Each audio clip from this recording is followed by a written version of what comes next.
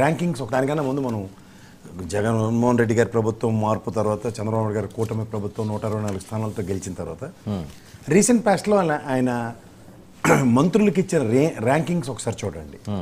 దగ్గర 134,000 ఫైల్ ఇంకా క్లియరెన్స్ కాకుండా రెస్పెక్టివ్ మినిస్టర్స్ దగ్గర ఉన్న ఉదంతం గమనించండి.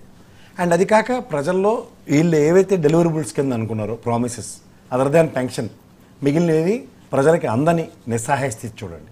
ఇది కాక బడ్జెట్లో 79,800 కోట్లు బడ్జెట్ ప్రవేశపెట్టి ఏది సంక్షేమ పథకాలకు ప్రవేశపెట్టాలన్న దగ్గర అది కేవలం 17,800 కోట్లకి మాత్రమే పరిమితం అయితే ఈ టోటల్ ఫైనాన్షియల్ ఇయర్లో వీళ్ళు ప్రామిస్ చేసిన ఆ 6 డెలివరబుల్స్కి అలొకేషన్ ఎంత తక్కువ ఉందన్నది క్రిస్టల్ క్లియర్గా కనబడుతూ ఇది కాక విచ్చలవిడి మద్యం కానీ ఆ మద్యంతో వచ్చే కాన్సిక్వెన్సెస్ అండ్ రిప్రికేషన్స్.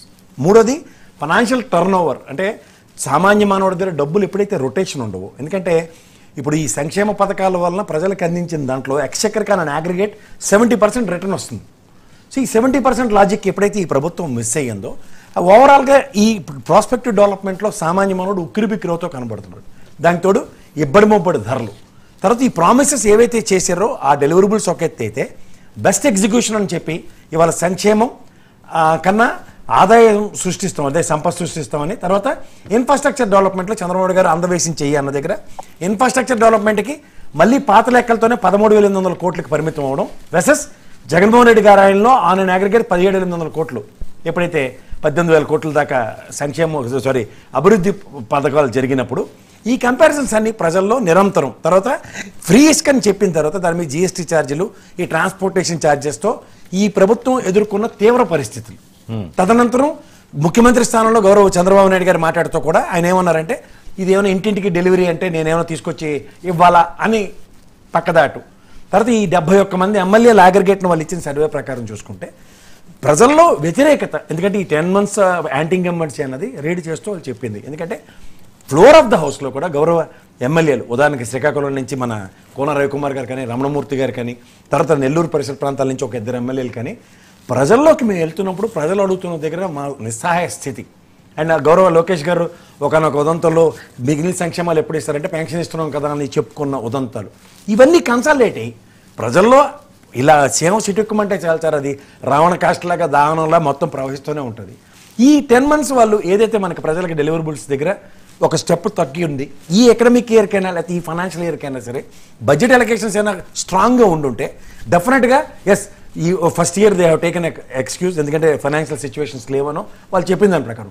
కానీ వీళ్ళు ఇబ్బడి ముబ్బడిగా 150,000 కోట్ల పైసలకు అప్పులు చేసి ఆరోగ్యశ్రీకి దగ్గర 3,650 కోట్ల బిల్లు ఉంటే అది కూడా చెల్లించలేని నిస్సహాయ స్థితి.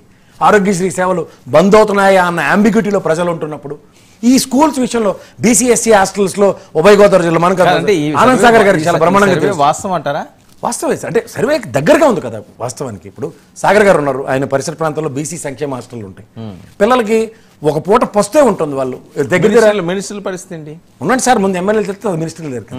ఇప్పుడు 20 లక్షల అగ్రిగేట్ని చూసుకుంటే 6 లక్షలు 8 లక్షలు చాలా బీసీ హాస్టల్స్కి బకాయిలు ఉండిపోయి వాళ్ళకి పిల్లలకి అన్నం పెట్టలేని నిస్సహాయ స్థితి కనబడుతుంది. సో ఇక్కడ ఒక ప్రాస్పెక్టివ్ గ్రోత్ అన్న విషయంలో ఆదాయ వనరుల సృష్టిలో ఈ 10 monthsలో మనం కొత్త కంపెనీలు కానీ లేకపోతే ఒక అనానమస్ మొన్న దావూస్ పర్యటన తర్వాత ఇన్ని అగ్రిమెంట్స్ తీసుకొచ్చాం ఈ స్పాన్ ఆఫ్ నో టైంలో పాతవి రివైవ్ అవుతాయి అన్న దగ్గర ఎక్కడ వేసిన గొంగళి అక్కడే కనబడుతుంది. సంపద సృష్టికి కొత్త మార్గాలు కనబడట్లేదు. తర్వాత ప్రజలకి సంక్షేమ పథకాలు నిస్సహాయ స్థితి. అది కాక ఈ ఇన్ఫ్రాస్ట్రక్చర్ ఎందుకంటే అమరావతి అద్భుతం అన్న దగ్గర 60,000 కోట్లు దానికి అప్పు చేసి కనబడుతుంది. సో ఈ ప్రస్థానంలో ఎటు నుంచి ఎటు ప్రయాణం జరుగుతుంది ప్రభుత్వం అన్న దగ్గర ఈ 11 నెలల ప్రస్థానంలో ప్రజలకు అందించింది ఏంటి అన్న దగ్గర కేవలం మీకు 11 వచ్చేయని సమాధానంతోనే తర్వాత ప్రభుత్వంకి వ్యతిరేకంగా ప్రజా వ్యతిరేకతని కూడగట్టుకున్న ఆ ప్రభుత్వాన్ని అవహేళన చేయడానికే వీళ్ళకి టైం అంతా అయిపోయింది. ఇప్పుడు ఈ ప్రస్థానంలో మీరు మినిస్టర్స్ తీసుకొచ్చారు. నేను కాదు సార్ గౌరవ ముఖ్యమంత్రి గారు ఇచ్చిన ర్యాంకుల్లోనే ఎవరైనా టాప్ 5లో ఆర్థిక శాఖ కానీ రెవెన్యూ శాఖ కానీ ఏమైనా ఉన్నాయా? ఒక న్యాయశాఖకు ఫస్ట్ ర్యాంక్ ఇచ్చారు. ఆ న్యాయశాఖలో పోనీ ఏమైనా కర్నూలు బెంచ్ వచ్చి తెరబడిపోయిందా మనకి? చెప్పండి సార్ కర్నూలులో బెంచ్ వచ్చింది అట్లీస్ట్ చెప్పండి ఎప్పుడో ఎలకేషన్ అయిన బెంచ్. సో ఇవేమీ లేని ఈ ప్రస్థానంలో ఒక ప్రభుత్వం యొక్క ఇప్పుడు రీసెంట్ పాస్ట్లో మీరు చూడండి 1000 గజాలు 100 గజాలు లేదా 200 గజాలు ఇస్తానన్న అమరావతి రైతుల కన్నా 5 ఎకరాల్లో ఆయన భూమి పూజ చేసుకోవడమే కనబడింది. ఇది ప్రాస్పెక్టివ్ గ్రోత్ అంటే నేనేం చెప్పాలి చెప్పండి? అంటే నేను ఆయన భూమి పూజ చేసుకోవడం తప్పని నేను చెప్పట్లే ఆయన ఇంటికి భూమి పూజ చేసుకోవడం. కానీ the flourishment of the state ప్యారల్గా జరుగుతున్నప్పుడు ఈ దీంతో పాటు ఆయన కూడా అక్కడ నీకు వేణీలికి సన్నీలుగా నేను కూడా అక్కడ ఉన్నానని చెప్పుకోవడానికి రెండే రెండు జరుగుతున్నాయి. 5.5 ఎకరాల దగ్గర 5 ఎకరాల 40 సెంట్లు ఎంత దాంట్లో చంద్రబాబు నాయుడు గారి భూస్థాపన, తర్వాత జనసేన పార్టీ అభివృద్ధి సర్వతోముఖంగా 10 అడుగులు ఒటుడింతే ఎంత అయినట్టు 7-8 అంతస్తుల బిల్డింగ్ వాళ్ళది తాడేపల్లిలో కనబడుతున్నాయి. ఈ రెండు తప్ప ఇంకేమైనా డెవలప్మెంట్ అంటే వాళ్ళే చెప్పండి. Okay right. ఆనంద్ సార్ గారు ఏంటి ఒక 2 బిల్డింగ్లే డెవలప్మెంట్ అట అమరావతిలో చంద్రబాబు నాయుడు గారిది, అలాగే చంద్రబాబు గారిది ఇంకా అవ్వలేదు సార్, పవన్ కళ్యాణ్ గారిది. ఏంటి సుమారు సగం మంది ఎమ్మెల్యేల మీద అసంతృప్తి ఉన్నదట, అసలు మంత్రులు చాలా మంది అవుట్ అయిపోయే పరిస్థితి ఉన్నదట, నిజమా? ముందుగా మీకు ప్యానల్ ఉన్నటువంటి పెద్దలందరికీ హృదయపూర్వక నమస్కారం. అంటే ఇప్పుడు 2 బిల్డింగ్లు 9 నెలలకి 11 నెలలకి 2 బిల్డింగ్లు అభివృద్ధి కూటమి ప్రభుత్వం చూపిస్తుంది. కానీ గత 19లో రిజల్ట్ రాకముందే ఒక ప్యాలెస్ అభివృద్ధి చూపించాడు జగన్మోహన్ రెడ్డి. 5 ఏళ్ళు అదే ప్యాలెస్ అభివృద్ధి. తర్వాత ఇంకా there is no development, there is no ఇంకా ఈ ప్యాలెస్ ఒకటే ప్యాలెస్.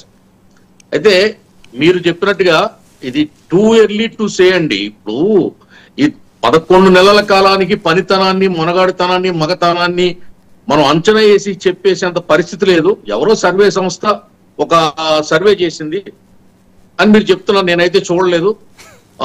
ఓకే, ఆ సర్వే వాళ్ళ ఇప్పుడు ఆయన చెప్పారు, మన అనలిస్ట్ గారు ప్రసాద్ గారు, వాళ్ళ శాంటిటీ కూడా ఎంతవరకు ఉంటుంది అనేది మనం చూడాలి.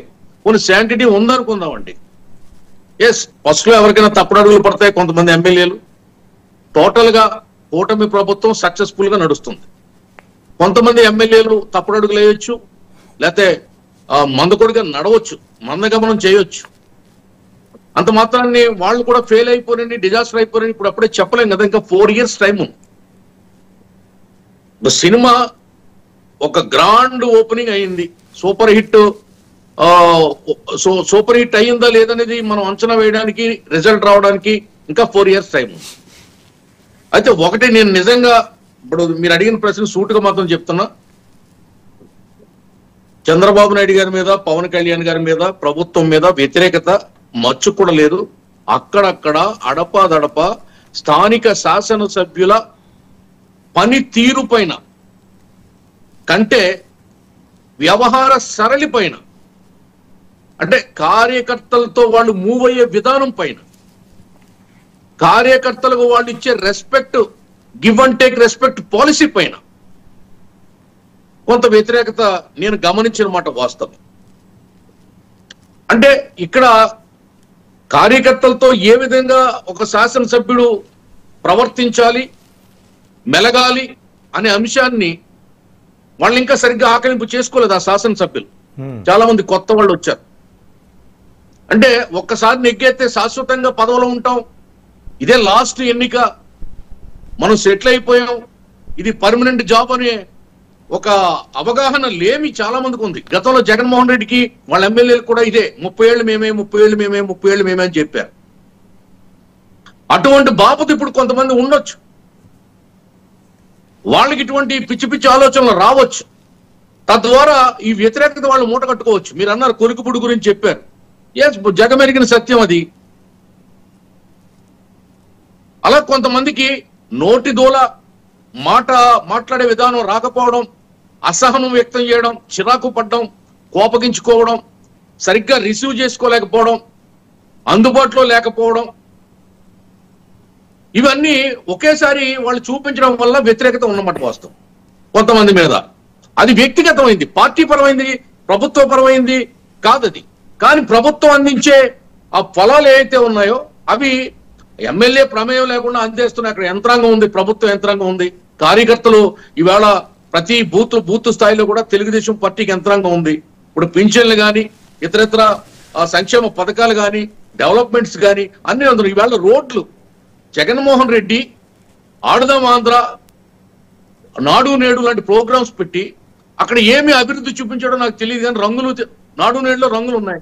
ఆడుదాం ఆంధ్రలో అయితే ఏమి లేవు, కాగితం పడవలు ఉన్నాయి. అక్కడ పేడలు ఉన్నాయి, గోడ కొట్టిన పిడకలు ఉన్నాయి, ఇంకేలేవు అక్కడ. కానీ ఇక్కడ అలా కాదు. ఏదైతే 1000 కోట్లు కూడా రోడ్లకి జగన్మోహన్ రెడ్డి కేటాయించలేకపోయాడో 3 నెలల్లో రోడ్లు వేసాం ఇక్కడ 1000 కోట్లతో. అది జనాలు చాలా ఆనందపడ్డారు. ఈవేళ ప్రయాణం చేయాలంటే భయపడే రోజులు పోయి హాయిగా ప్రయాణం చేసే పరిస్థితి ప్రతి ఒక్కరు ఎంజాయ్ చేస్తున్నారు. సంక్రాంతి పండుగకి హైదరాబాద్ నుంచి వచ్చిన వాళ్ళు, ఇతర రాష్ట్రాల నుంచి వచ్చిన వాళ్ళు దీన్ని స్వయంగా మెచ్చుకుని వెళ్ళారు. అదేవిధంగా గ్రామీణ పంచాయతీ పరిధుల్లో లైట్లే ఉండేవి కాదు 5 సంవత్సరాలు. ఇవాళ ప్రతి పల్లెలో లైట్లు వెలుగుతున్నాయి. కుళాయిలు వచ్చాయి కదా, ట్యాప్ వాటర్ వచ్చేది కాదు. జల్ జీవన్ మిషన్ కేంద్రం గుజరాత్ లో 1,00,000 కోట్లు ఉపయోగించుకుంటే కేవలం ఇక్కడ 20,000 కోట్లు 2,000 కోట్లు 22,000 కోట్లు ఉపయోగించుకున్నాడు జగన్మోహన్ రెడ్డి. దాన్ని మళ్ళీ పవన్ కళ్యాణ్ గారు మోడీ గారితో మాట్లాడి దాన్ని పెంచుకుని 2027 వరకు 8 వరకు దాన్ని పెంచి దాని నిధులు సాధించడం జరిగింది. తద్వారా మంచినీళ్లు ప్రతి ఇంటికి కుళాయి అనే కార్యక్రమం చాలా శరవేగంగా జరుగుతుంది. తర్వాత బీసీ, ఎస్సీ, కాపు, ఇతర ఎస్టీ, ఇతర కార్పొరేషన్ల ద్వారా ఇప్పుడు లోన్లు ఇస్తున్నారు. అప్లికేషన్ లాగిన్ అవుతున్నాయి. ఆన్లైన్ లో అప్లికేషన్ పెట్టుకుంటున్నారు. ఈవేళ ప్రతి మండలానికి ప్రతి గ్రామానికి లోన్లు వచ్చినాయి. అదేవిధంగా హౌసింగ్ లోన్లు, ఒక్క హౌసింగ్ లోన్ కూడా జగన్మోహన్ రెడ్డి ఇవ్వలేదు 5 ఏళ్ల కాలంలో. ఈవేళ ప్రతి గ్రామంలో కూడా హౌసింగ్ లోన్లు అప్పుడే వచ్చినాయి, శాంక్షన్ అయినాయి, డబ్బులు కూడా వచ్చినాయి, పనులు చేసుకుంటున్నారు ఎవరు మట్టుకు వాళ్ళు. గతంలో ఆగిపోయిన ఇళ్లకు వచ్చినాయి, కొత్తగా పెట్టుకునే ఇళ్లకు వచ్చినాయి, రిపేర్లు పెట్టుకుంటే వాటికి వచ్చినాయి 50,000. దళితులకైతే 50,000, ఎస్సీలకైతే 50,000, ఎస్టీలకైతే 70,000, బీసీలకైతే 50,000. ఆ విధంగా వచ్చినాయి. ఆ విధంగా ప్రభుత్వం యొక్క ప్రతిఫలాలు జగన్మోహన్ రెడ్డి 15,000 ఇస్తే ఈవేళ బీసీ కార్పొరేషన్ ద్వారా 20 లక్షల రూపాయల లోన్లు ఉన్నాయి. సో ఈ సర్వే ఏం కాదు, మిమ్మల్ని ఏం చేయలేదు అంతేనా? అదే చెప్తున్నాను సార్, సర్వేలు మారుతాయి, మీకు తెలియదే ఉంది. సర్వేలు మారుతాయి, అభిప్రాయాలు మారుతాయి, ఒపీనియన్ మారుతుంది. రేపు మే నెలలో తల్లికి వందనం కార్యక్రమం జరగబోతుంది. ఇంటిలో ఎంతమంది పిల్లలు చదువుకుంటే అంతమంది పిల్లలకి 15,000 చొప్పున డబ్బులు అకౌంట్ లో పడబోతున్నాయి. Right, okay. అప్పుడు ఒపీనియన్ మారిపోతుంది. ఉన్న చినుకు పలుకు ఈ అసహనం ఏదైతే ఉందో ప్రజల్లో అదంతా కూడా పటాపంచలు అయిపోతుంది. ఓకే, కీర్తన గారు. వర్మ గారు, ఏంటి సగం మంది మీద అసంతృప్తట, మీ వాళ్ళు ఎంతమంది ఉన్నారు? ముందుగా మీకు అలాగే ప్యానల్ పెద్దలకు 99 వీక్షకులకు నమస్కారం సార్. అంటే అసంతృప్తి అంటే కేఎస్ ప్రసాద్ అన్న దృష్టిలో ఉంటే సరిపోతుందా, లేకుంటే రాష్ట్రంలో ఉన్న ప్రజల దృష్టిలో కూడా ఉండాలా? ఎందుకంటే నాకు కేఎస్ ప్రసాద్ అన్న సాక్షి టీవీలో ఒక మాట చెప్పాడు, క్లీన్ స్వీప్ చేయబోతాడు, వై నాట్ 170 కాదు 126 సీట్స్ గెలుచుకొని జోబిలో పెట్టుకొని పోతాడు, ప్రజా వ్యతిరేకత లేదు అని మాట్లాడాడు. కట్ చేస్తే పక్కన రోజు కూర్చొని ఇది ఊహించని పరిణామం, ఎవరు చెప్పలేకపోయారు అన్నాడు. అంటే ప్రజా వ్యతిరేకత 5 ఏళ్లుగా ఉన్న వ్యక్తిని గమనించుకోలేకపోయి జస్ట్ ఒక 6 months 7 months లేదంటే ఒక 8 months పీరియడ్ లో మా మీద ప్రజా వ్యతిరేకత వచ్చేసింది, అది పక్కా రుజువు అని ఎలా చెప్పబడుతుందో నాకైతే అర్థం కాదు. అంటే 5 years ఆఫ్ టర్మ్ లో జగన్మోహన్ రెడ్డి గారి మీద ఉన్న వ్యతిరేకతను మీరు గమనించలేకపోయారా? నాకైతే ఇట్లాంటి సర్వేల మీద అయితే నమ్మకం లేదు సార్. లాస్ట్ టైం మనం గమనిస్తే ప్రజల్లో ఏముందో అనేది మనకు అర్థమవుతుంది. ఇప్పుడు 6 months ఆఫ్ పీరియడ్ లోనో 9 months ఆఫ్ పీరియడ్ లోనో అట్లయితే జగన్మోహన్ రెడ్డి గారికి చెలో విజయవాడ అని ప్రోగ్రామ్ చేసినప్పుడు 60 లక్షల మంది మేము ఓటర్స్ ఉన్నాము, మీ ప్రభుత్వాన్ని కాల రాస్తాము అన్నప్పుడు జగన్మోహన్ రెడ్డి అలర్ట్ అయి ఉండాలి. ఆయన అలర్ట్ కాలేదు, అప్పుడే అర్థమయ్యి వీళ్ళు వ్యతిరేకత ప్రజల్లో ఉందని గమనించి ఉండాలి కదా. సో ఇటువంటి సర్వేల వల్ల ఎటువంటి ఉపయోగము ఉండదు. ఒకవేళ చిన్నపాటి మిస్టేక్స్ ఏమైనా జరుగుతా ఉన్నా ఇంకా రెక్టిఫై చేసుకోవడానికి చాలా టైం ఉంది. ఇప్పుడే ఎలక్షన్లు కండక్ట్ చేయట్లేదు, ఇప్పుడే ఈ వ్యతిరేకత మనము ఎలక్షన్లకు పోవట్లేదు కదా. అండ్ ఎందుకు వ్యతిరేకత వస్తుంది? ఇక్కడ ఏమైనా లా అండ్ ఆర్డర్ పక్కదారి పట్టేసి ఏమన్నా ఎవరి మీద కన్నా కత్తులు ఎత్తుకొని కూటమి ప్రభుత్వం వాళ్ళు వైసీపీ వాళ్ళని ఏమైనా హతమార్చేస్తున్నారా, లేకుంటే అక్రమ అరెస్టులు చేసి లోపలేసేస్తున్నారా, లేకుంటే ప్రజలు డబ్బు ఏమైనా మీలో మీకు పట్టలేదని కదా? ఏ విధంగా చెప్తారు పట్టం లేదని? మేమైనా బహిరంగంగా వచ్చి కొట్టుకొని వెళ్ళదాకా వచ్చి మధ్యస్థాలు పెట్టమని అడుగుతున్నామా? ఏ విధంగా? నాకైతే అర్థం కావట్లేదు. ప్రజలు కోరుకునేది ఏంటి? శాంతి భద్రతలు కాపాడుతూ వాళ్ళకు అవసరమైన ఏదైతే హామీలు ఇచ్చామని ఇంప్లిమెంట్ చేస్తూ డెవలప్మెంట్ చూపిస్తూ రోడ్లు, మౌలిక సదుపాయాలు, హాస్పిటల్స్ వీటి మీద కాన్సన్ట్రేట్ చేస్తూ ప్రభుత్వం నడవాలి. కేంద్రంతో సత్సంబంధాలు పెట్టుకొని ఉన్నాం. అక్కడి నుంచి 2 లక్షల పైచిలకు నిధులు తీసుకొని వచ్చాం ఈ రోజు. దాని ద్వారా అమరావతి కానీ మన ఇన్ఫ్రాస్ట్రక్చర్ కానీ డెవలప్ చేయడానికి ఎన్ని విధాలు అవసరం అవుతుంది. రైల్వే జోన్ కూడా మనము నిధులు తీసుకొని వస్తున్నాం. పిఠాపురం లాంటి ప్రాంతాలలో ఈ రోజు రోడ్లు పడుతున్నాయి. అండ్ మారుమూల మనం గమనిస్తే పంచాయతీరాజ్ మినిస్టర్ గా పవన్ కళ్యాణ్ గారు ఉంటే మారుమూల డోలీలలో వెళ్లే ఆడవాళ్ళకు కూడా ఈ రోజు బస్ సౌకర్యము, రోడ్లు కల్పిస్తున్నాము. మీకు ఒకసారి టైం ఇస్తే మొత్తం డేటా నేను పంపిస్తాను. పవన్ కళ్యాణ్ గారు ఇప్పటిదాకా ఎన్ని రోడ్లు వేస్తారు, ఎంత ఇన్వెస్ట్మెంట్ చేస్తారు ఇక్కడ ప్రజల మీద అని. అంటే ఏ విధంగా వీళ్ళు ఏ బేసిస్ మీద కాదండి మాట్లాడుతున్నారు? ఇప్పుడు కాదు, ఇప్పుడు సర్వే ఏంటి, ఒకవేళ వైసీపీ ఏమైనా చేయించిందని డౌట్ గా ఉందా మీకు? నేనైతే అది చెప్పలేను కదా, ఎందుకంటే నాకు ఒక లైన్ ఉంటది. వాళ్ళు వేసినట్టు నేను ఎంతలో వేయలేను కదా వాళ్ళ పార్టీల పైన. నేను ఒకటే మాట ఏమంటారంటే, ఎలా ఏ బేసిస్ మీద చెప్తారు? 5 ఏళ్లుగా మీరు గమనించని ఆ వ్యతిరేకత కేఎస్ ప్రసాద్ గారు చెప్పారు కదా చాలా అంశాలు దీని వల్ల వ్యతిరేకత ఉంది అని. నేను అదే కేఎస్ ప్రసాద్ గారు చెప్పిన ముందు మాటలు కూడా నేను చెప్పాను కదా, అవి కూడా మీరు కంపేర్ చేసుకోవాలి. కేఎస్ ప్రసాద్ అన్న ఎలా చెప్తారో కూడా మీకు చెప్పాను. వెళ్ళిపోతాడు 125 సీట్స్ అన్నాడు, 126 సీట్స్ జోబిలో పెట్టుకొని వెళ్ళిపోతాడు జగన్మోహన్ రెడ్డి. అందరూ ఇంకా రెడీ కాండి, వైజాగ్ లో ప్రమాణ స్వీకారం చేయబోతున్నామని ఇదే మాట్లాడినారు. ఆ రోజు మేమందరం కూడా ఆశ్చర్యమైన ఏంటబ్బా ఈయన కాన్ఫిడెన్స్ అనుకున్నాము. మళ్ళీ నివ్వరపోయాం, మళ్ళీ ఆయన వచ్చి బయటకు వచ్చి మాట్లాడిన రోజు. సో అలాగే ఏది కూడా గవర్నమెంట్ అనేది ఒక 6 months 8 months పీరియడ్ లో చెప్పలేము. మీరు ఇంకా లాస్ట్ 5 months పీరియడ్ లో అడగండి, అప్పుడు చెప్పగలుగుతారు ఎవరైనా.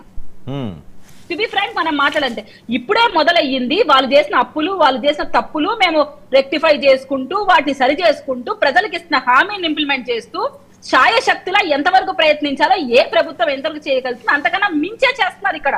ఓకే, గత ప్రభుత్వంలో ఎంతమంది డిప్యూటీ సీఎంలు ఎంతో యాక్టివ్ గా పనిచేశారు. ఇప్పుడున్న ఒక డిప్యూటీ సీఎం ఎలా ఉన్నాడు? మీ కార్యవర్గము వైసీపీ కార్యవర్గం బయటకు వచ్చి పవన్ కళ్యాణ్ గారు చాలా బాగా పనిచేస్తున్నారని చెప్తున్నారు. పల్లె పండుగ అనే పేరుతో ఎన్ని సీసీ రోడ్లు పడుతున్నాయి మీరు చూస్తున్నారు కదా. కళ్ళకు కట్టినట్టు కనపడుతున్నా మన అవాస్తవాలను ప్రజల్లోకి తీసుకుపోతామంటే ఎవరు నమ్మడానికి సంసిద్ధంగా లేదు సార్. ఓకే, నారాయణమూర్తి గారు ఏంటి సర్వే మన పాత్ర ఏమైనా ఉందా? సర్వేలో ఉండడానికి అవకాశం ఉండదు. అట్లా ఎప్పుడు కూడా మనం చేసిన దాఖలాలు కూడా లేవు గతంలో. అయితే కేతనమ్మ ఏదో తపన పడతా ఉంది. ఈ సర్వేలోనే సహజంగా లాస్ట్ 5 నెలల్లోనో లాస్ట్ సంవత్సరంలోనో లాస్ట్ 2 years లోనో జరిగే అనేది ఉండదు. దానికి ఏం ఒక కొలమానం అంటూ లేదు, ఇన్ని రోజులు జరగాలి ఇప్పుడే జరగాలని. సర్వేలు సహజంగా జరుగుతూనే ఉంటాయి, అది దేశవ్యాప్తంగా జరుగుతాయి, అనేక రంగాల్లో జరుగుతాయి, పార్టీల మీద కూడా జరుగుతాయి, వ్యక్తుల మీద జరుగుతాయి. అవి సహజంగా అది ప్రాసెస్, అది పోతూనే ఉంటది. దాంట్లో భాగంగా ఏదో ఒక సర్వే ఎవరో సర్వే సంస్థలు చేస్తుంటారు. అది ఆ సర్వేలో ఇది రావడం ఇది ఇప్పుడే కాదు, ఇది మొదటిసారి ఏం కాదు, ఎప్పుడు చూస్తూనే ఉన్నాం మనం గతంలో కూడా, ఇప్పుడు కూడా అట్టగా జరిగింది. దాంట్లో భాగంగా ఏదో 71 అనే ఫిగర్ ఏదో రాసినట్టున్నారు. దాంట్లో ఇంకా అంటే ఒక విధంగా చూస్తే 71 అన్నాడు, ఇంకా అనేక రకాలుగా చూస్తే ఈ 3 పార్టీల మధ్య ఏదైతే ఉందో ఇవాళ పిఠాపురంలో చూస్తే మనకు అర్థమవుతా ఉంది అక్కడ గందరగోళం ఎలా ఉందో. అదేవిధంగా కొలుగుడి అక్కడ చూసినా మీరు ఎక్కడైనా చూడండి, అక్కడ ఎక్కడ లేదు, ప్రతి చోట వీళ్ళ మధ్య కొట్టుకోవడాలు, పంచుకోవడాల్లో, లేదంటే అప్పం వసూళ్లలో. సీసా మీద 30 రూపాయలట, కేజీకి 20 రూపాయలట. ఎప్పుడైనా విన్నారా మీరు? చికెన్ మీద కేజీకి 10 రూపాయలు 20 రూపాయలు, మటన్ మీద చికెన్ మీద కూడా అంటారు. ఫస్ట్ టైం ఈ కూటమి ప్రభుత్వంలో ఈ పార్టీలు నాకు 10 రూపాయలు ఇస్తే నాకు కూడా 10 రూపాయలు అని చెప్పేసి తెలుగుదేశం వాళ్ళు అడిగితే మళ్ళీ జనసేన వాళ్ళు వాడు ఒకటే 10 రూపాయలు ఇస్తావా నాకు కూడా 10 రూపాయలు అంటే చికెన్ మీద మటన్ మీద 10 రూపాయలు 20 రూపాయలు ఏంటి? కర్నూలులో మీరు వెళ్ళలేదా? పెద్ద దుమారం జరిగితే కర్నూలులో కేజీ అంటే అక్కడ ఒక న్యూస్ మాత్రం బయటకు వచ్చింది, రాష్ట్ర వ్యాప్తంగా ఇది జరుగుతూ ఉంది. కేజీ మటన్ కానీ చికెన్ కానీ అంతే దాని మీద 10 రూపాయలు 20 రూపాయలు కప్పం కట్టాలి ఎమ్మెల్యేకి. ఎన్ని కేజీలు అంటే ఎన్ని షాపులు ఉంటాయి అన్ని షాపుల నుంచి కంటిన్యూగా కట్టాలి. ఇప్పుడు తెలుగుదేశం ఉన్నారు అనుకుందాం, అక్కడ ఎమ్మెల్యే ఆయన 10 రూపాయలు తీసుకుంటాడు, మరి ఎమ్మెల్యే క్యాండిడేట్ జనసేన ఉంటాడు కదా, వాడు కూడా 10 రూపాయలు ఇవ్వాలి కదా, వాడు కూడా పాపం వాడు 10 రూపాయలు. నేనేం తక్కువ తిన్నాను బీజేపీ, మీరు ఎక్కడున్నారా బాబు, మీరంతా మా వల్లే మనం బయటపడ్డారు, లేదంటే మీరంతా ఊష్కాక్ అయిపోయారు, అదంతా మొత్తం మిషన్లన్నీ మావక్కడ, సో నాకు 10 రూపాయలు బీజేపీ. ఈ విధంగా రాష్ట్ర వ్యాప్తంగా కంప్లీట్ గా ఈ కలెక్షన్ దందా మొదలైపోయింది. కొట్టుకుంటా ఉన్నారు, ఈ కలెక్షన్ లో వీళ్ళు కొట్టుకుంటా ఉన్నారు. అది వైన్ మీద కానివ్వండి, మైన్ మీద కానివ్వండి, సెటిల్మెంట్లు, ఇందులో సెటిల్మెంట్లు ఎక్కువైపోయాట. ఒకటి సెటిల్మెంట్ చేస్తే నువ్వు చేస్తావా, చేస్తే నువ్వు నాకు కూడా ఇచ్చేసేది అనమాట, లేదంటే నేను చేస్తాను నీకు ఇస్తాను నేను కావాలంటే వసూలు చేసి అనే పద్ధతిలో సెటిల్మెంట్లు కూడా జరుగుతూ ఉన్నాయి. మరి ఇంకొంచెం ముందుకెళ్తే ఈ షాపు బెల్ట్ షాపులు ఉన్నాయి సరే, బెల్ట్ షాపు నాకు దాంట్లో వాటా ఇస్తావా, లేదంటే నెల నెలకి కడతావా, లేదంటే మొత్తం మీద సెటిల్మెంట్ 5 సంవత్సరాలుగా లేదా 2 సంవత్సరాలకు ఉంటుంది కదండి, ఆ పాట 2 సంవత్సరాలు ఉంటుంది. ఆ 2 సంవత్సరాలు లైసెన్స్ ఉన్నంత వరకు నాకు మొత్తానికి ఇంత ఇచ్చేసే 30 లక్షల 40 లక్షల ఈ షాపులకి. అదే బెడ్ షాప్ అయితే 2 లక్షలు కంప్లీట్ కట్టాలా. వాడు 2 లక్షలు ఎన్ని సంవత్సరాలు వస్తాయి, అసలు వస్తుందా రాదా? ప్రతి సందుకి గొంతుకి ఇళ్లలో ఉంటే వాడికి 2 లక్షలు ఎట్లా వస్తుంది? అది కాని పని. కానీ కడితేనే నువ్వు ఓపెన్ చేయి. వీడికి అర్థం కాదు, రేపు అమ్ముతారో అమ్మరో కాల్కులేషన్ చేసుకోవడానికి టైం సరిపోదు. ఇప్పుడు ఆశ పోనీ ఏమో వస్తుందేమో, ఎవరైనా తాగుతారేమో, దాంట్లో మనకి మన ఇష్టం వచ్చినట్టు రేటు పెంచుకోవచ్చు, దానికి ఏం నియంత్రణ ఉండదు. నేను ఎవడో అడుగుడు ఎంత పెంచుకుని అమ్మినా కదా. అంటే ఎక్కడ నియంత్రణ అనేది లేదు. ఎంఆర్పి అని అట్లాంటివి ఉండవు. ఇక వీళ్ళకి నచ్చిన రేటు అమ్ముకోవచ్చాడు, వీళ్ళకి కప్పం కట్టేస్తే. ఈ విధంగా మొత్తం రాష్ట్రం అంతా కూడా అస్తవ్యస్తంగా ముందుకు పోతా ఉన్నారు. ఇక పాపం మడ్డర్లు అది లేవని చెప్పేసి అన్నారు జనసేన అధికార ప్రతినిధి గారు. ముక్కలుగా మర్డర్ అంటే మామూలుగా పొడి చేసే నరికేసి వదిలేడు కాదు, ముక్కలుగా బాడీ పార్ట్లు చేసి సెపరేట్ గా నరికిన ఉదంతాలు మనం ఇక్కడ గుంటూరు జిల్లాలో కానీ మీరు ఎక్కడ చూసినా అది కనపడుతుంది. కర్నూలు జిల్లాలో అయితే ఎవరైతే చనిపోయారో అసలు ఆ శవం ఇప్పటికీ కనపడలా. ఇప్పుడు కూడా ట్రేస్ చేయలేకపోయారు పోలీసులు. అంత పగడ్బందీగా పోలీసులు అంత బ్రహ్మాండంగా పనిచేస్తున్నారు పోలీసు వ్యవస్థ. మొన్నడు మనం చూశారు కదా, హెలికాప్టర్ దగ్గరికి ఆమె పాపం ఏం మాట్లాడాలో అర్థం కాక మేము 1100 ఇచ్చేసాను ఆమె పుసుకుని. 1100 మందిని పెట్టాం. ఎక్కడున్నారు రా బాబు అంటే చివరికి ఆ విండ్షీల్డ్ ఏదైతే ఉంటుందో హెలికాప్టర్ కి ఆ విండ్షీల్డ్ పగిలిపోయింది. అంటే విఐపికి మీరు సెక్యూరిటీ ఇచ్చే దీంట్లో మీరు ఎంత ఘనంగా ఉన్నారో మీరు ఆలోచించుకోండి ఒకసారి. దాని మీద కంట్రోల్ వెళ్ళిపోవడం. ఆ అమ్మాయి ఏం చేస్తారు అంటే హోమ్ మినిస్టర్ గారు పూర్తిగా అక్కడ ఎంతమంది ఉన్నారో తెలియదు. ఏదో ఫిగర్ చెప్పమని చెప్పుకుంటారు, ఆ ఫిగర్ చెప్పారు. చెప్పిన తర్వాత వీడియోలో చూస్తే అక్కడ లేరు పరిస్థితి. ఎందుకు మిర్చియాడ దగ్గరికి వెళ్తే ఆ రోజు నేను కూడా ప్రత్యక్ష సాక్షిని, మిర్చియాడ దగ్గర పోలీసు వాళ్ళు అనేటోళ్ళు లేరండి. లాస్ట్ లో ఒక జీప్ వచ్చింది, జనమేమో విపరీతంగా వచ్చారు. అక్కడికి కంట్రోల్ చేసే పరిస్థితి లేదు, రూపాయి లేదు, పోలీసులు లేరు. సిఆర్పిఎఫ్ వాళ్ళు కూడా పెడతారు, ఎందుకంటే విఐపి వచ్చినప్పుడు తాకిడి ఎక్కువ ఉంటుందని. అది కనపడలా. నేను ప్రత్యక్ష సాక్షిని. జనం ఒక్కసారిగా మీద పడ్డాం. సో అప్పుడే మీ వైపు చూస్తున్నారు అంతేనా? అంటే మీకు వాళ్ళు ఏమనుకున్నారంటే వీళ్ళు చెప్పిన మాయ మాటలకి మభ్య పెట్టే హామీలకి ఈ హామీలు ఇప్పుడు అప్పుడు ఏమన్నాడు, నేను వచ్చిన వెంటనే మీకు మొత్తం 5,000 10,000 చేసేస్తా వాలంటీర్లారా. పాపం వాళ్ళు ఎక్కడున్నారు, వాళ్ళ పాపం రోడ్లంట అగమ్య గోచరంగా జీవితాలు చెదరవైపోయి వాళ్ళు బాధపడుతూ వాళ్ళు ఉన్నారు. ఎందుకన్నారు అంటే దానికి సమాధానం లేదు. ఇచ్చిన పోనీ మా జాబ్ లోనే మాకు ఇవ్వండి, 10,000 సంగతి దేవుడు వరకు మాకు 5,000 ఏదైతే ఉంటుంది దానికి లేదు. ఒకళ్ళేమో జీవో లేదంటారు, దాని అవగాహన లేక పూర్తిగా. మొన్న సైట్ లోకి వెళ్ళి చూస్తే అక్కడ చంద్రబాబు నాయుడు గారి బొమ్మ ఉంది, దాంట్లో వాలంటీర్ వ్యవస్థ ఉంది, అందులో గ్రామ వార్డు సచివాలయం అది ఏదైతే సైట్ ఉంటుందో ఆ సైట్ లోకి వెళ్ళి చూస్తే కనపడతా ఉంది. అంటే ఈ విధంగా అవగాహన లేక కొన్ని పనులు, అబద్ధాలు కావాలని చెప్పే కొన్ని పనులు, సరే మీరెప్పుడు పూర్తి స్థాయిలో బయటకు వస్తారు కొన్ని పనులు ఈ విధంగా ముందుకు పోతుంటే అంటే అసంతృప్తి అనేది ఎలా ఉంటదంటే మీరు ఇప్పుడు వచ్చి మీరు ఎప్పుడు చూసి ఉండరు, అట్లా ఉంది అసంతృప్తి. మీరెప్పుడు పూర్తి స్థాయిలో బయటకు వస్తారు? పరిస్థితి కనపట్ల. బస్సు ఎక్కడంటే నారాయణమూర్తి గారు అడపా కాకుండా మీరెప్పుడు పూర్తి స్థాయిలో వస్తారు బయటికి? పూర్తి స్థాయిలో ఇక ప్రజలే రోడ్డు మీదకి వచ్చేస్తాయి. ఇప్పుడు వచ్చారు ప్రజల తరపున జగన్మోహన్ రెడ్డి గారిని రమ్మని కంటిన్యూగా వాళ్ళు ఎదురు చూపులు చూస్తా ఉన్నారు. ఇంకొకటి డోలీ వ్యవస్థ, డోలీలో ఆ పేషెంట్లని మొన్న అరకు అండ్ పాడేరు 2 నియోజకవర్గాల్లో కూడా మరి అధికార ప్రతినిధి గారికి మరి ఆ న్యూస్ చదివి ఉండరేమో. ఒక్కసారి మీరు కొట్టండి ఇప్పుడు గూగుల్లో. డోలీలో పాపం ఇప్పటికి కూడా వాళ్ళ అవస్థలు వ్యవస్థలు. ఈయన గారేమో అక్కడికి వెళ్ళి నేను రోడ్డు వేస్తానని చెప్పేసి అక్కడ ఏదో శంకుస్థాపన భూమి పూజ చేసే కార్యక్రమం చేస్తా ఉన్నారు. ఓకే, భూమి పూజ చేయాలి, చేసిన తర్వాత రోడ్డు వేయడం జరుగుతుంది. కంపల్సరీ రోడ్లు వేయాలని కోరుకుంటున్నాను. కానీ మేమెన్ని రోడ్లు వేసాం, మీరు చెప్పినట్టు మరి చూస్తే ఇప్పుడు వచ్చిన వెంటనే చాలా రోడ్లు వేసి ఉండాలి. ఒక్క నిమిషం ఉండండి. కీర్తన గారు, ఏంటి జగన్మోహన్ రెడ్డి గారు కావాలనుకుంటున్నారట? ఇప్పటి వరకు కూడా ఆయన బయటికి రానవసరం లేదు, మేమే బయటకు వస్తామంటున్నారట. కొన్ని రోజులు పోతే ఆయన కోసం ధర్నాలు కూడా చేసి పిలిపించుకుంటూనే ఉన్నారట మీ మీద వ్యతిరేకతతోటి, నిజమా? ముందు పార్ట్ టైం పొలిటీషియన్ కాకుండా ఫుల్ టైం పొలిటీషియన్ గా బయటకు వచ్చి ప్రజలకు కనిపించమనండి ఫస్ట్ థింగ్. అండ్ ఇంకోటి ఏంటంటే నారాయణ స్వామి గారు ఒక మాట అన్నారు ఏంటంటే జగన్మోహన్ రెడ్డి గారు కాదు, పవన్ కళ్యాణ్ గారు ఎన్ని రోజులు ఉంటారో తెలియదు, ఎన్ని రోజులు వెళ్తారో తెలియదు, ఎప్పుడు వస్తారో తెలియదు, ఎప్పుడు పోతారో తెలియదు. కాల్ షీట్లు ఇవ్వాలి కదా ఆయన, లేదు కదా. ఓకే, మాట్లాడినివ్వండి. అంటే ఎవరు జగన్మోహన్ రెడ్డి గారు మాట్లాడుతున్నారు నారాయణ స్వామి గారు? అంటే ఈ మాటలు జగన్మోహన్ రెడ్డి గారు మాట్లాడుతున్నారా? అంటే పవన్ కళ్యాణ్ గారు బయట రావట్లేదని జగన్మోహన్ రెడ్డి గారు అంటున్నారా? జనాలు అంటున్నారు, ప్రజలు అంటున్నారు, ఎప్పుడు వస్తారో తెలియదు. ఆయన నచ్చినప్పుడు వస్తారు తప్ప అక్కడే మీరు ఆగండి ఒక మాట.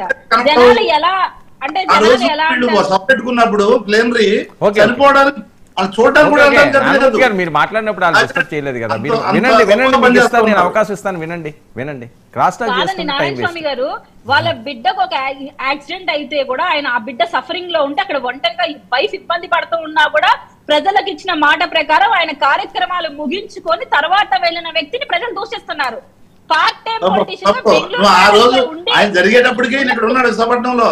మరి మీకు తెలియదేమో, ఆయన జరిగేటప్పటికే విశాఖపట్నం ఉన్నారు, అక్కడి నుంచి కాల్ వచ్చింది.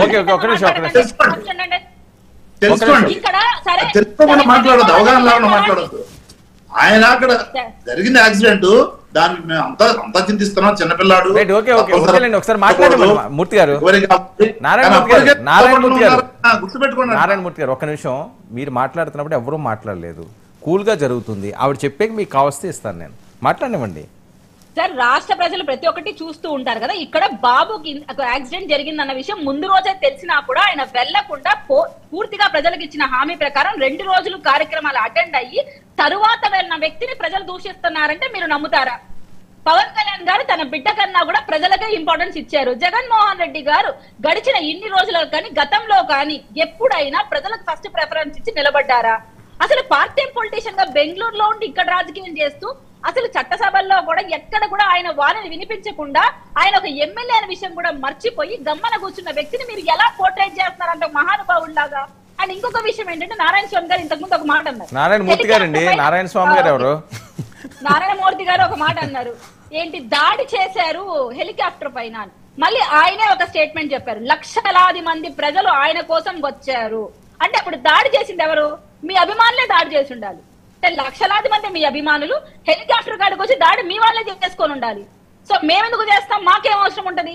ఇంకా మేము భద్రత కల్పించాం. గత ప్రభుత్వంలో మీరు అది కూడా చేయలేదు. జగన్మోహన్ రెడ్డి గారికి భద్రత కల్పించినప్పుడు మేము మొదటలో ఉన్నాం. నేను దాడి అనలే. ఇంతమంది వచ్చినప్పుడు విఐపికి ఇవ్వాల్సిన సెక్యూరిటీ ఇవ్వలేదు, తగినంత సెక్యూరిటీ పెట్టలేకపోయారు. హోమ్ మినిస్టర్ విఫలమైంది, పోలీసు వ్యవస్థ విఫలమైంది, వాళ్ళని కంట్రోల్ చేయాల్సిన బాధ్యత ప్రభుత్వాన్ని, పోలీసు వారిది. ఇది చెప్పాను తప్ప దాడులు కాదు మాట్లాడింది. దాడులు వేరు, ఆ సబ్జెక్ట్ వేరు. మీరు దాడులు చేసిన సబ్జెక్ట్ వేరు, అది జరుగుతూ ఉన్నాయి.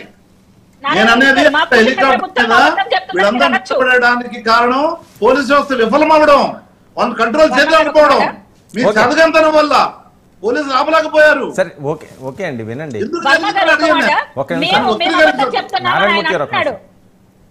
మేము అబద్ధం చెప్తున్నామని ఆయన అంటున్నారు. హోమ్ మినిస్టర్ గారు అయితే అబద్ధం చెప్పారు కదా. సరే పక్కన పెడదాం. మీ ఎమ్మెల్యే, మాజీ ఎమ్మెల్యే, పొద్దుటూరు ఎమ్మెల్యే చెప్పారు 1200 పైచీలకు మంది సెక్యూరిటీని కల్పించి మా వైసీపీ క్యాడర్ ని ఎక్కడికక్కడ ఆపేశారు పోలీసులు అన్నారు. మళ్ళీ అక్కడ మీ వాళ్ళే చెప్పారు కదా సెక్యూరిటీ అయితే తక్కువ ఉందని. ఎవరు చెప్పలేదు, ఎవరు చెప్పలేదు ఇంతవరకు. మీరు చెప్పాల్సింది ఎక్కడ ఇవ్వాలో అక్కడ ఇవ్వండి. మీరు ఏంటి అది ఫెయిల్యూర్ చేయాలి, అక్కడ జనం వెళ్ళకుండా చూడాలి అని మీరు ప్లాన్ చేశారు. అది కాదు కదా.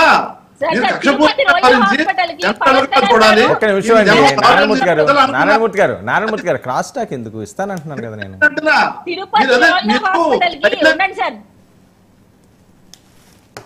విఫలమయ్యారో లేదా అది చెప్పంటే జనం ఆపడానికి ప్రయత్నించామంటే వచ్చినప్పుడు అలాంటి ఇష్యూనే జరిగింది. అంత మాత్రం మన పోలీస్ డిపార్ట్మెంట్ ని బ్లేమ్ చేయలేం కదా. అభిమానులు తోసుకొని వస్తుంటే ఎవరేం చేస్తారండి? వాళ్ళు మనుషులే కదా. హెలికాప్టర్ కూడా మీరు వదిలేస్తారా? అంటే విఐపి మీద పండుగ కూడా వదిలేస్తారా? తెలిసింది సెక్యూరిటీ కల్పించడంలో మీకు తెలిసింది ఇదేనా? తన మీద పడితే జగన్మోహన్ సెక్యూరిటీ ఎలా కల్పించాలో దాని మీద అందరూ వెయిట్ చేయండి ఒకసారి. ఒక నిమిషం, జగన్మోహన్ రెడ్డి గారి కోసం జనాలు వెయిట్ చేస్తున్నారు, అది వాళ్ళ కామెంట్స్. ఇప్పుడు 2 విషయాలండి. అంటే కీర్తనమ్మ చెప్తూ కూడా 1200 మంది అన్నది వాస్తవం. కానీ జరిగింది ఏంటంటే గౌరవ ఎస్పీ గారు 1200 మంది కావాలి అన్న దగ్గర అక్కడ రిప్లై చేసింది 900 మందినే. హత్య ఆరోపణలు ఎదుర్కొన్న వాళ్ళ ఇంటి దగ్గర 70 మంది, 35 మంది కానిస్టేబుల్ ఏమో హెలీప్యాడ్ దగ్గర, మిగిలిన వాళ్ళందరూ హైవే పికెట్లో ఉన్నారు. కానీ another force almost 150 members Anantapur బార్డర్స్లోనే, అనంతపూర్ జిల్లా కాకుండా ఉన్న దగ్గర దానికి వచ్చారు. సో ఈ ఓవరాల్గా ఈ ఫిగర్ 1200 కాంట్రడిక్షనే. ఎందుకంటే హైవేలో నిలువరించడానికి ఎక్కువ ఫోర్స్ని డిప్లాయ్ చేశారు. జగన్మోహన్ రెడ్డి గారు వస్తున్న విషయంలో మీరు ఉదాహరణకి వంశీ గారి పర్యటనకి వచ్చినప్పుడు కానీ, లేకపోతే మిర్చియాడ్ పర్యటన కానీ, రషీద్ దగ్గరికి వెళ్ళినప్పుడు కానీ, నిన్న ఆయన రాప్తాడులో హత్య ఉదంతం మీద అతను వెళ్ళినప్పుడు ప్రజలు స్వచ్ఛందంగా తరలిస్తున్నప్పుడు పోలీస్ ప్రొటెక్షన్ ఇవ్వాల్సిన బాధ్యత ఇదే. మీరు ఒక సీనియర్ జర్నలిస్ట్ అండి వర్మ గారు, ఒక వీఐపీ జోన్లో హెలికాప్టర్కి ఆ విధంగా ముట్టడి ఎక్కడైనా జరిగిందా? ఇది ఫస్ట్ ఆఫ్ ఆల్ హెలిప్యాడ్ టెరిటరీలోకి పోలీస్ ప్రొటెక్షన్స్తో అసలు ఎవరిని రానివ్వరు. కావాలంటే మీరు లోకేష్ గారికి కానీ, పవన్ కళ్యాణ్ గారికి కానీ, చంద్రబాబు గారికి కానీ, ఇంక్లూడింగ్ జగన్మోహన్ రెడ్డి గారికి పాత పర్యటనలో కూడా హెలిప్యాడ్ దగ్గర ఈ విధమైన ఎక్కడ జరగలే. తర్వాత మీరు లా అండ్ ఆర్డర్ విషయంలో ఆయన మాట్లాడుతున్న దానికి ఒకటి. తర్వాత ఇందాక సాగర్ గారు జల్ జీవన్ మిషన్ గురించి మాట్లాడే బ్రహ్మాండంగా చెప్పారు. సార్ మీకు ఒక చిన్న సబ్మిషన్, ఎందుకంటే మీ ఉభయ గోదావరి జిల్లాల్లో ఉన్న ఎమ్మెల్యేలు, ముఖ్యంగా తెలుగుదేశం ఎమ్మెల్యేలు 75,000 కోట్ల కుంభకోణం ఆల్మోస్ట్ పవన్ కళ్యాణ్ గారి మీద అభియోగం రాబోతుంది. తెలుసా సార్? ఎలాంటిది తెలుసా? ఎవ్వరు వద్దన్నా సరే అధికారుల ప్రమేయంతో అవినీతి ఆరోపణలు ఎదుర్కొన్న మెగా కృష్ణారెడ్డికి నెత్తికి పెడుతున్నారు జల్ జీవన్ మిషన్కి. దాంట్లో ప్రతి ఎమ్మెల్యే ఆయన పార్టీ ఆఫీస్కి, ఎందుకంటే ఆయన దగ్గర 5 శాఖలు పైచీలకు ఉన్నాయి పంచాయతీరాజ్లో. ఏమేంటి తెలుసా సార్? అదేంటి ఫారెస్ట్ ఒకటి, నెక్స్ట్ రూరల్ వాటర్ సప్లై, అడవులు, పర్యావరణం వంటి శాఖలు ఆయన దగ్గర ఉన్నాయి. కాబట్టి కీలక శాఖలు పంచాయతీరాజ్లో మొత్తం ఎమ్మెల్యేలు అందరూ ఆయన ఆఫీస్ చుట్టూ తిరుగుతున్న ఆయన అపాయింట్మెంట్ దొరకట్లే, ఎవరికి జల్ జీవన్ మిషన్ డబ్బులు దొరకలే. మళ్ళీ ఆయనే స్ట్రెస్ ఇచ్చి దాని మీద కేంద్ర ప్రభుత్వంతో అనుసంధానించుకుని జల్ జీవన్ మిషన్ డబ్బులు విషయం మాట్లాడుతున్నారు. 75,000 కోట్ల ఫండ్లు అవి. ఇప్పటికీ దానికి ప్రాపర్ యూటిలైజేషన్ లేదు, సఫర్ అవుతుంది అందరూ ఉభయ గోదావరి జిల్లాలో ఎమ్మెల్యేలే, మోస్ట్ ఆఫ్ ది ఎమ్మెల్యేలు. అది మీకు తెలుసు సాగర్ గారు. కానీ మీరు ఎట్లా అంటే కూటమి కట్టుబాట్లకి, ఇంతకీ వర్మ గారు చెప్పిన దాంట్లో అంతర్గతంగా విభేదాలు ఉన్నా సరే పైన మీ అధినాయకులకు మీరు కీర్తనమ్మ గారు ఇచ్చే మర్యాదకి మాట దాటట్లేదు. నేను దానికి ఖచ్చితంగా గౌరవిస్తా. ఎందుకంటే ఇవాళ కింద క్షేత్రస్థాయిలో నలిగిపోతున్న ఎమ్మెల్యేలు కానీ, నలిగిపోతున్న జనసేన కేడర్ కానీ, నలిగిపోతున్న తెలుగుదేశం కేడర్, ఇది ఫ్రిక్షన్. ఈ మధ్యలో మీరు కల్పించిన అవకాశానికి తగ్గట్టుగా బీజేపీ వాళ్ళు కూడా మీ నెత్తికి దాపరిస్తుంటే ఇది నిజంగా రగిలిపోతున్న వ్యవస్థ కింద దాన్ని చూడాలి, అంతకనే ఇంకేం లేదు. అండ్ ఓవరాల్గా ఇవాళ శాంతి భద్రతల సమస్య విషయంలో కానీ, ముఖ్యంగా ఈ జలజీవన్ మిషన్ కానీ, మిగిలిన సంబంధించిన విషయాల్లో ఇవాళ మంజూన్ జిల్లాలకి ఎవ్రీ 3 months ఒకసారి వెళ్తున్న పవన్ కళ్యాణ్ గారు మాత్రమే పెద్ద హెడ్డింగ్లో కనబడుతున్నారు. దీనికన్నా ముందు గత ప్రభుత్వంలో మంజూన్ జిల్లాలో కట్టిన హాస్పిటల్ 500 కోట్లది, కానీ 90 కోట్లు లెక్క చెప్తే మాత్రం ప్రజలు నమ్మాలా. ఇవాళ మీరు డోలీల్లోనూ ఎందుకు సార్ సాగర్ గారు మీకు తెలియదా సార్? తెలుగుదేశం ఆయనలో ఇలాంటి తీవ్ర పరిస్థితులు ఉన్నప్పుడు ఆ షోలో సినిమాలో లాగా అంబులెన్స్ని 2-wheeler కట్టి ఆ పక్కన ట్రాలీలో గర్భిణీ స్త్రీలు తీసుకొచ్చిన ఉదంతం లేదా? ఏ ప్రభుత్వం అయినా చిత్తశుద్ధి చాటుకుంటూనే ఉంది. కానీ మన్యంలో అంత సాంద్రత కలిగిన జనాలు జలప్రవాహాల దగ్గర ఉంటున్న దగ్గరే ఇంత రోడ్లు ఇన్ఫ్రాస్ట్రక్చర్ నిర్మించేంత సామర్థ్యం ఉన్న ప్రజలు అక్కడ ఉండరు. తండాలుగా అక్కడక్కడ ర్యాండమ్గా ఉన్న దగ్గర అరకు ముంచుకుంపుట్టు రోడ్డు, అరకు పాడేరు సీలేరు రోడ్లు, అరకు మిగిలిన ప్రాంతాల కనెక్టివిటీ రోడ్లు విశాఖపట్నంకి ఎంతవరకు మీరు గమనించండి ఒకసారి. ఇవి గత ప్రభుత్వాల కృషి సాఫల్యమే కదా. తండాలకి రోడ్లు వేసి దగ్గర ప్రతి ప్రభుత్వం చిత్తశుద్ధి చాటుకుంటుంటే మనం యాజ్ ఇఫ్ ఏమీ లేదు, వెనకబడిపోం. ఇప్పుడే అద్భుతాలు జరుగుతున్నాయి. సాగర్ గారు 14 సంవత్సరాలు మీ ముఖ్యమంత్రి గారి పర్యవేక్షణలో అసలు మంజం జిల్లాను పట్టించుకోలేదంటే ఎవరైనా నమ్ముతారు సార్? రాజశేఖర గారు వచ్చిన ప్రభుత్వంలో కూడా ఈ రోజు వచ్చిన జగన్మోహన్ రెడ్డి గారు, చంద్రబాబు గారు మళ్ళీ ప్రభుత్వంలో ఆంధ్ర రాష్ట్ర పరిరక్షణ జరగలేదంటే ఎలా చెప్పండి? శ్రీకాకుళం డయాలసిస్ సెంటర్లు, ఇవాళ డయాలసిస్ సెంటర్లు దేనావస్థలు ఎలాగో చూడండి, కరెంట్లు లేక. ఓకే, ఆనసార్ గారు 75,000 కోట్ల కుంభకోణం అట కేఎస్ ప్రసాద్ గారు రిపోర్ట్. ఇప్పుడు ప్రసాద్ గారు చాలా డెప్త్ వెళ్ళి మాట్లాడేటప్పుడు దయచేసి, ఎందుకంటే ఆయన సబ్జెక్ట్ ఉన్న వ్యక్తి, ఆయన నేను గౌరవిస్తా, మంచి అనలిస్ట్ ఆయన. ఏమిటంటే జలజీవన్ మిషన్ నిధులు డైరెక్ట్ గా లోకల్ బాడీ సంస్థలకు వస్తాయి, జిల్లా పరిషత్కి వస్తాయి, మండల పరిషత్కి వస్తాయి, పంచాయతీలకు వస్తాయి. వాళ్ళ అకౌంట్ లోకి ఆ డబ్బులు వస్తాయి. రాష్ట్ర ప్రభుత్వ అకౌంట్ లోకి కానీ పంచాయతీరాజ్ అకౌంట్ లోకి కానీ రావు. అది గుజరాత్ గతంలో 1,00,000 కోట్లు వినియోగించుకుంది ఈ డబ్బుని. కానీ మన రాష్ట్రం వచ్చేటప్పటికి 5 ఏళ్లలో జగన్మోహన్ రెడ్డి నేతృత్వంలో అది 2000 22,000 కోట్లు గుర్తులేదు నాకు. వాళ్ళు చాలా తక్కువ ఉపయోగించుకున్నారు. అందుకే పవన్ కళ్యాణ్ గారు ఢిల్లీ పోయి మోడీ గారిని పట్టుకొని ఇట్లా గత ప్రభుత్వం దీన్ని యూటిలైజ్ చేసుకోలేదు, దీన్ని మళ్ళీ అది అయిపోయింది పీరియడ్, అయిపోయిన పీరియడ్ మళ్ళీ దాన్ని పొడిగించమని పోస్ట్ పోన్ చేయమని ఆర్డర్ తేవడం, ఆ నిధులు రావడం ఇక్కడ జరుగుతున్నాయి. సార్ గారు చిన్న సబ్మిషన్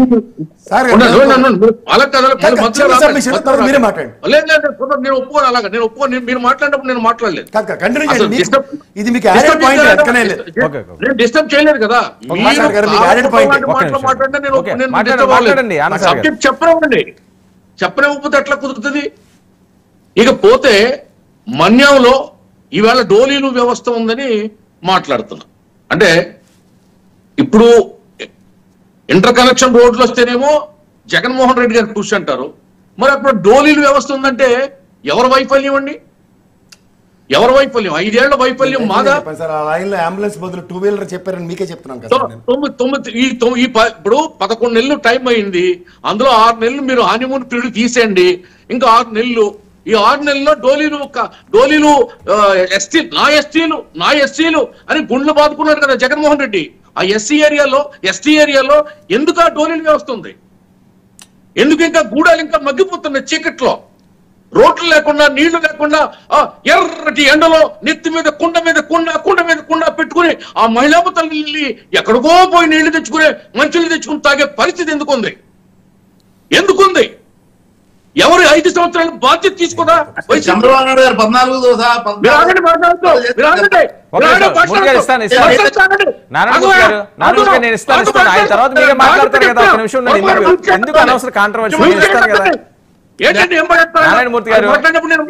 నారాయణమూర్తి గారు నేను ఇస్తాను, ఆయన మాట్లాడే నేను ఇస్తాను కదా. వెయిట్ ఎందుకు అనవసరం కాంట్రవర్సీ అనవసరం. నేను ఇస్తాను కదా, ఆయన అయిపోయి నేను ఇస్తాను, వెయిట్ చేయండి. నారాయణమూర్తి గారు ఆయన సింగిల్ ఫ్రేమ్ ఇవ్వండి, నారాయణమూర్తి గారు వెయిట్ నేను ఇస్తానండి. ఆయన మాట్లాడి మీరే మాట్లాడేది కానీ టైం వేస్ట్. ఆనంద్ గారు పాయింట్లోకి రండి.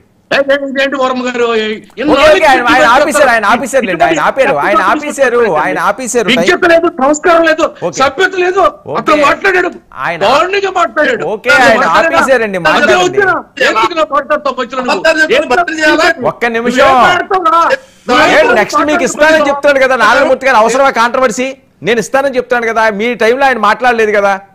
అరే నారాయణమూర్తి గారు, మీకు నేను ఇస్తానని చెప్తున్నాను, మీ టైంలో ఆయన మాట్లాడలేదు. ఒక్క నిమిషం వెయిట్ చేయలేరా? ఆయన కంప్లీట్ అయిపోతే నేను ఇస్తాను కదా, ఎందుకు టైం వేస్ట్?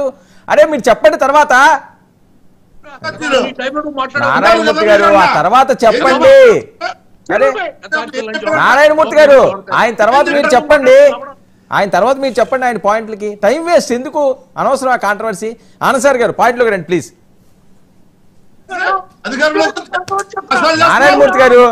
నారాయణమూర్తి గారు మోసం చేసి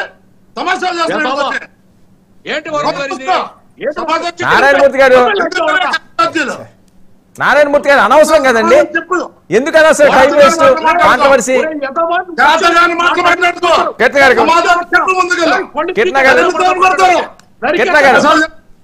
కిట్న గారు రెస్పాండ్. వర్మ గారు చెప్పండి సార్, ఏంటి పరిస్థితి? సరే ఒకటి వాళ్ళు కళ్ళకు గంతలు కట్టుకొని మాట్లాడుతూ ఉంటే మనం ఏం చేయలేము. ముఖ్యంగా కేఎస్ ప్రసాద్ అన్న కూడా ఒకటి ఏమడుగుతానంటే, అన్న వాళ్ళ ప్రభుత్వంలో రోడ్లు వేయలేదు అనేది వాస్తవం, వేశారు, డెవలప్మెంట్ జరిగింది అంటున్నారు. సరే ఆ ప్రభుత్వంలో ఎన్ని రోడ్లు వేశారు? ఇప్పుడు మేము అధికారంలోకి వచ్చితే పంచాయతీరాజ్ పవన్ కళ్యాణ్ గారు తీసుకున్న తర్వాత ఎన్ని రోడ్లు వేస్తున్నారు, మారుమూల ప్రాంతాలకి ఎంత వెసులుబాటు కలిగిస్తున్నారు అనేది మీరు ఒకసారి ఓపెన్ గా ఆ లిస్ట్ తీసి తెలిసిపోతుంది కదా. ఎవరెంత డెవలప్మెంట్ మీద కాన్సన్ట్రేట్ చేస్తున్నారు, పంచాయతీరాజ్ సెక్టర్ మీద పవన్ కళ్యాణ్ గారు ఎంత దృష్టి పెట్టారు, గతంలో కన్నా ఇప్పుడంత మెరుగైన రోడ్లు మా రిమోట్ ఏరియాస్ లో పడ్డాయి. నేను కాంట్రడిక్షన్ చేయట్లేదమ్మా, నీకు చిన్న సబ్మిషనే చెప్తున్నా. ఇప్పుడు గత ప్రభుత్వంలో లోకేష్ గారు అత్యధిక సిమెంట్ రోడ్లు వేశారని క్రెడిట్ తీసుకున్న దగ్గర నుంచి స్టాటిస్టిక్స్ ఎప్పుడు మనకు మారవు కదా. కాగ్ రిపోర్ట్లో చంద్రబాబు నాయుడు గారు ఆయనలో రోడ్లకు ఖర్చు పెట్టింది దగ్గర 28,4 కోట్లు. ఇదే చంద్రబాబు గారికి గవర్నమెంట్ ఆనంద్ సార్ గారు ఓకే ఇప్పుడు దాకా జరిగిన అంశాలు ఒకటి సరే, ఇది చూద్దాం ఫ్యూచర్ అవుతుంది. కాదండి ఆవులు చనిపోవడం ఏంటంటే, మీరు చాలా భక్తి ఉంది, గోమాత అంటే హిందూ సమాజానికి ఎంత పూజిస్తారో వేరే తెలియని అవసరం లేదు. ఏంటి టీటీడీలో ఈ రగడ? అక్కడ అక్కడ గోవులు ఈ 5 ఏళ్ల కాలంలో చాలా గోవులు చచ్చిపోయాయి.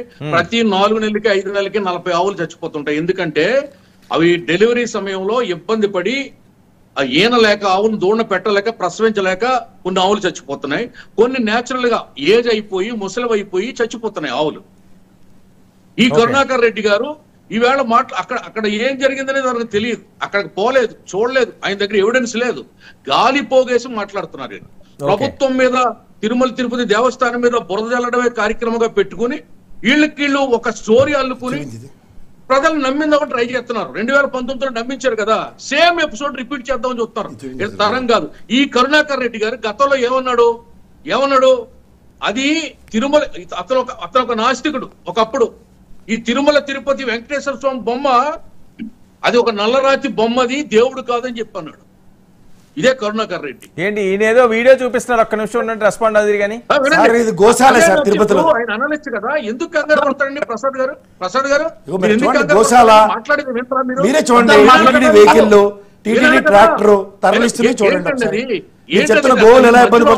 నేను మాట్లాడుతున్నప్పుడు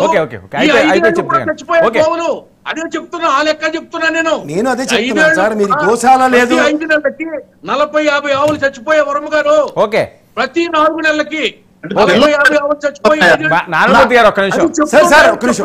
వీడియో చూపిస్తాను మధ్యలో. జర్నలిస్ట్ గా వెయిట్ చేయాలి. గౌరవంతోనే ఒక విషయం చెప్తాను సార్ గారు, మీ మీద గౌరవంతో ఒక విషయం చెప్తాను. మనకి article 48 as per constitution go సంరక్షణ ఏదైతే జరుగుతుందో ఆ గో సంరక్షణలో మరణాలు సంభవించకూడదు అన్నది ఆర్టికల్ 48 మనకి ప్రొటెక్ట్ చేయమని చెప్తుంది. మీరు ఇది గమనించండి. ఇవాళ సుబ్రహ్మణ్య స్వామి గారు కరుణాకర్ గారు చేసిన దాని మీద సుబ్రహ్మణ్యం గారు నివేదిక తెప్పించుకుంటే వాళ్ళ గౌరవ సుప్రీంకోర్టులో ఫైల్ చేయబోతున్నారు. ఆర్టికల్ 48 ఇట్ సెల్ఫ్ ఇస్ సంరక్షణ. మీరు 40 చచ్చిపోతున్నారు, మీరు డెలిబరేషన్ ఇస్తే అది మీ విజ్ఞతగా వదిలేస్తున్నారు. ఆపే మీ ఇష్టం, మీరు మాట్లాడండి, నాకు అభ్యంతరం లేదు. వినండి, అదే చెప్తున్నా. గత 5 సంవత్సరాల వైసీపీ పాలనలో కూడా 4 నెలలకి 3 నెలలకి 40-50 ఆవులు చనిపోయాయి. రికార్డు ఉంది అక్కడ. ఎలా చనిపోతున్నాయంటే ముసలివైపోయిన ఆవులు, కాలం తీరిపోయిన ఆవులు, వయసు మళ్ళీపోయిన ఆవులు చనిపోతున్నాయి. అలాగే డెలివరీ ప్రాబ్లం అయి కొన్ని ఆవులు చనిపోతున్నాయి. అక్కడ ఎవరి వైఫల్యం ఉంది? అప్పుడు మీ వైఫల్యం ఉంటే ఇప్పుడు మా వైఫల్యం ఉన్నట్టు. అవి అలా కాదండి. ఆవులకి సెల్ఫ్ లైఫ్ ఉంటుంది, మనుషుల్లాగే. సెల్ఫ్ లైఫ్ తీరిపోయినటువంటి ఆవులు సహజ మరణాలు చెందుతున్నాయి. సహజ మరణాలు కూడా ఎవరో చంపారని చెప్తున్నారు మీరు. దీని మీద అయితే కాదండి, ఇది భక్తుల మనోభావాలకు సంబంధించిన అంశం కాబట్టి ఒక రిపోర్ట్ అయితే ప్రజల్లో పెట్టండి, అది మించిదే కదా. నారాయణమూర్తి గారు సార్, నాకు ఒక్క నిమిషం వస్తారా? నారాయణమూర్తి గారు వైకుంఠ ద్వారం దగ్గర చెప్పులతో వెళ్ళారు, అది తెలుసా తెలియదు అడగను ఆనందసాగర్ గారికి. చెప్పులతో వెళ్ళారు వైకుంఠ ద్వారం దగ్గరికి, ఇవ్వాలే జరిగింది.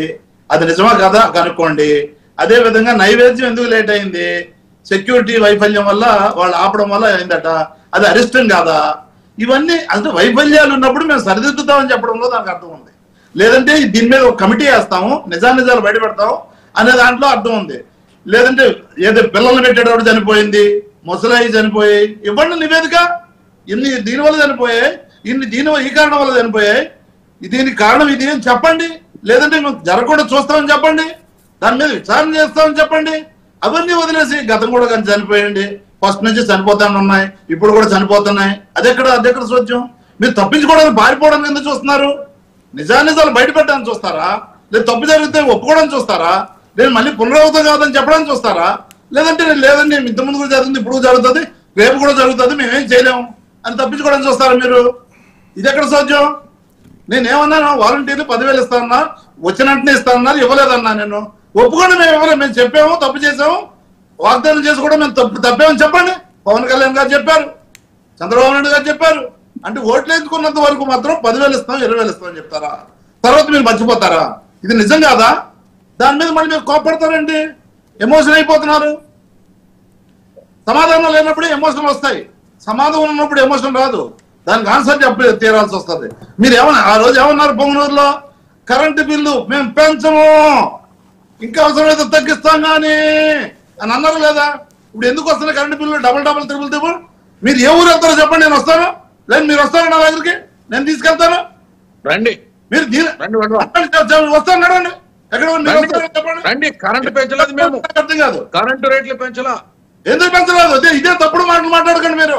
రూప్ ఛార్జీలు అండి బాబు, రూప్ ఛార్జీలు. తప్పుడు మాటలు, తప్పుడు పార్టీ, తప్పుడు ఛార్జీలు వచ్చింది వాళ్ళ. రూప్ ఛార్జీలు పెరిగాయి సార్. మీరు ఈనాడు తీయండి, ఆంధ్రజ్యోతి తీయండి, ఏం మాట్లాడుతున్నారండి? ఎక్కడ పెంచారో చెప్పండి. పెడుతున్నారు పెరిగాయి సార్ రూప్ ఛార్జీలు. వేశారు ఆ టారిఫ్ ఈ టారిఫ్ అని చెప్పేసి.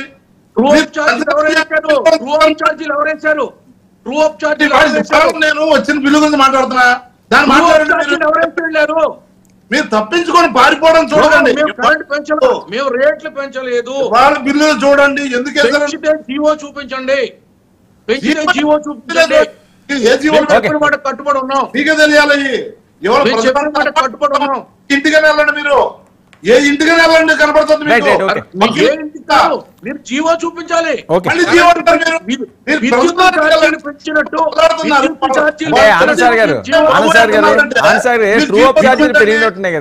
విద్యుత్ ఛార్జీలు పెంచినట్టు మీరు జీవో చూపించి మాట్లాడండి, నేను ఒప్పుకుంటాను. జీవో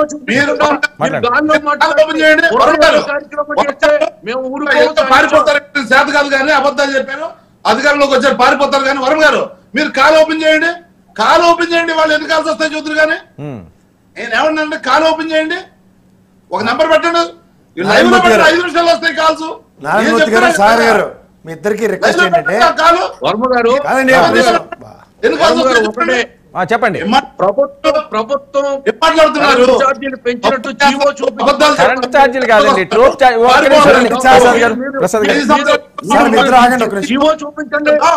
ప్రజలు ఎలా పోయినా పర్వాలేదు నారాయణమూర్తి గారు అనుకుంటున్నారా? కాదు కాదు, మీ చేస్తారా? నారాయణమూర్తి హాస్పిటల్ ఉండాలి, మెడికల్ కాలేజీలు ఉండాలని చెప్పేసి జగన్మోహన్ రెడ్డి గారు అనుకుంటే మీరు తాకడి పెడతారా మీ వాళ్ళకి? ఇదే మీరు చేసేది. ఎక్కడున్న మెడికల్ కాలేజీలు ఎక్కడ కట్టారు? ఆ భూమి చెప్పండి. మీరు పారిపోవద్దు, మీరు పారిపోయిన వదిలిపెట్టని పట్టుకుంటా. ఎక్కడ పట్టుకుంటా నేను సమాధానం ఓడిపోయాడు. కోనసీమలో మెడికల్ కాలేజ్ కరెంట్ ఛార్జీలు పెంచారంటారు, మీరేమో జీవో చూపించమంటారు, రూప్ ఛార్జీలు పెట్టి బాధేస్తున్నారు. గమనించట్లే మీరు, రూప్ ఛార్జీలు అవి అని చెప్పేసి ప్రైవేట్ పరం చేసి ధరదత్తం చేస్తారా మీరు? ప్రజలు గాలి కొట్టేస్తారా? గవర్నమెంట్ పనులు ఉండకూడదా? దాంట్లో ఇంగ్లీష్ మీడియం ఉండకూడదా? ట్యాబ్లు ఏమైపోయాయి చూడండి. ఇంగ్లీష్ మీడియమా?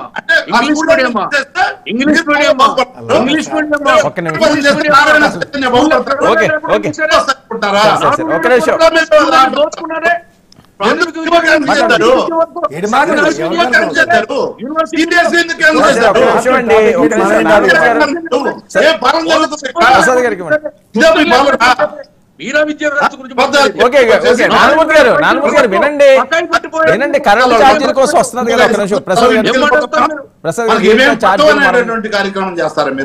ఒక నిమిషం నారాయణమూర్తి గారు, ఒక నిమిషం. ఏంటో ఛార్జీలు? ఇప్పుడు కరెంట్ ఛార్జీలు జీవో అంటే నారాయణమూర్తి గారు అడిగినట్టు వాళ్ళు ఇవ్వలేరు, వీళ్ళేమో ఛార్జీలు పెంచారంటే పెంచలేదని వస్తుంది. కానీ జరుగుతుంది ఏంటంటే ట్రూ అప్ ఛార్జీలు అని జనాలు ఎత్తిన 17,500 కోట్లు బాధారు ఇప్పటికి. ఈ ఛార్జీలు ఇష్టం వచ్చినట్టు ఎప్పటి ముప్పటిగా పడేసరికల్లా విచ్చలవిడిగా బిల్లులు వస్తున్నాయి.